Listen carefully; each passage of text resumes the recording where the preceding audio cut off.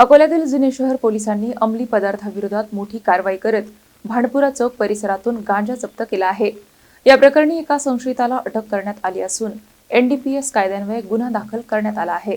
अकोल्यातील जुने शहर पोलीस स्टेशनच्या गुन्हे शोध पथकाने अंमली पदार्थाविरोधी मोहिमेअंतर्गत धडक कारवाई करत भांडपुरा चौक परिसरातून 1 किलो 558 ग्राम गांजा जप्त केला आहे। पोलिसांनी दिलेल्या माहितीनुसार गुप्त माहितीच्या आधारे एजाज खान बिस्मिल्ला खान यांच्या हॉटेलजवळ छापा टाकण्यात आला। कायदेशीर प्रक्रियेचे पालन करून पंच व राजपत्रित अधिकाऱ्यांच्या उपस्थितीत करण्यात आलेल्या झडती दरम्यान शेख उस्मान शेख रसूल वय वर्ष 55 राहणार फुकटपुरा बाळापूर याच्याकडून अंदाजे 18,000 रुपये किमतीचा गांजा जप्त करण्यात आला। या प्रकरणी एनडीपीएस ऍक्ट अन्वये गुन्हा नोंदवून आरोपीला अटक करण्यात आली आहे।